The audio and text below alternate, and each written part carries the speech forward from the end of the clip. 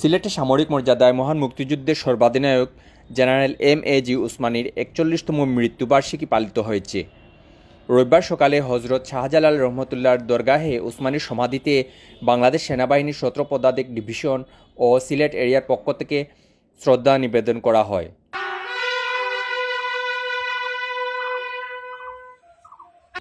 সামরিক মর্যাদায় ফুল দিয়ে শ্রদ্ধা নিবেদন করেন ১৭ পদাতিক ডিভিশনের জিওসি ও Sylhet area commander major general আ.স.ম. রিদওয়ানুর রহমান। এ সময় বাংলাদেশ সেনাবাহিনীর একটি চৌকস দল গার্ড অব অনারের মাধ্যমে সম্মান প্রদর্শন করেন।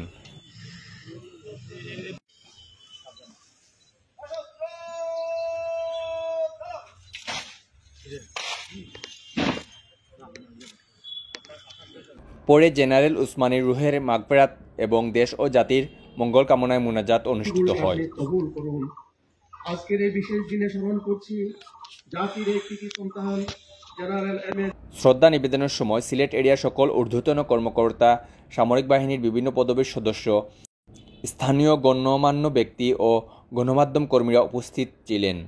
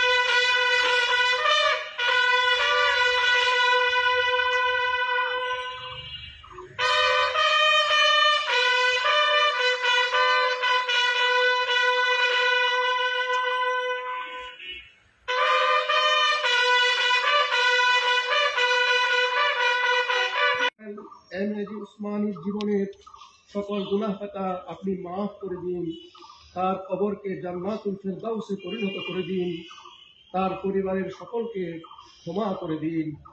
ইয়া আল্লাহ, 1971 সালে মহান স্বাধীনতা যুদ্ধে সশস্ত্র বাহিনীর সকল স্তরের সদস্যবৃন্দ এবং জনগণ যারা শহীদ হয়েছেন তাদের, এবং 16 ডিসেম্বর 1971 সন হতে আজ পর্যন্ত বাংলাদেশের অখণ্ডতা, সার্বভৌমত্ব ও স্বাধীনতা রক্ষার্থে যারা শহীদ হয়েছেন তাদের আত্মার মাগফিরাত কামনা করি। ইয়া আল্লাহ, তাদেরকে বেহেশত নসিব করুন, তাদের পরিবার পরিজনের উপর সর্বদা আপনার খাস রহমত বর্ষিত করুন। ইয়া আল্লাহ, আমাদের দেশে পরিপূর্ণ শান্তি শৃঙ্খলা, উন্নতি, অগ্রগতি, সমৃদ্ধি, সংহতি ও সার্বিক নিরাপত্তা বিধান করুন এবং পৃথিবীর বুকে একটি উন্নত দেশ ও জাতি হিসেবে পরিগণিত হবার তৌফিক দান করুন। ইয়া রাব্বাল আলামিন, দেশ পরিচালনার নেতৃত্বে যারা আছেন তাদেরকে দেশ ও জাতির উন্নয়ন সাধন করার জন্য যথাযথ পরিকল্পনা গ্রহণ ও বাস্তবায়ন করার তৌফিক দান করুন। ইয়া আল্লাহ, আমাদের সেনাবাহিনীকে পৃথিবীর বুকে একটি সুদক্ষ শক্তিশালী বাহিনী হিসেবে গড়ে ওঠার তৌফিক দান করুন। দেশপ্রেমিক সেনাবাহিনীকে দেশের সার্বভৌমত্ব ও অখণ্ডতা রক্ষার তৌফিক দান করুন। ইয়া আল্লাহ তাআলা, হযরত শাহজালাল রহমতুল্লাহ আলাইহি সহ এই পবিত্র কবরস্থানে যে সকল মুসলমান শায়িত আছেন তাদেরকে আপনি মাফ করে দিয়ে জান্নাতুল ফেরদাউস দান করুন। আমিন। সুবহান রাব্বিকা রাব্বিল ইজ্জাতি আম্মা ইয়াসিফুন ওয়া সালামুন আলাল মুরসালিন والحمد لله رب العالمين.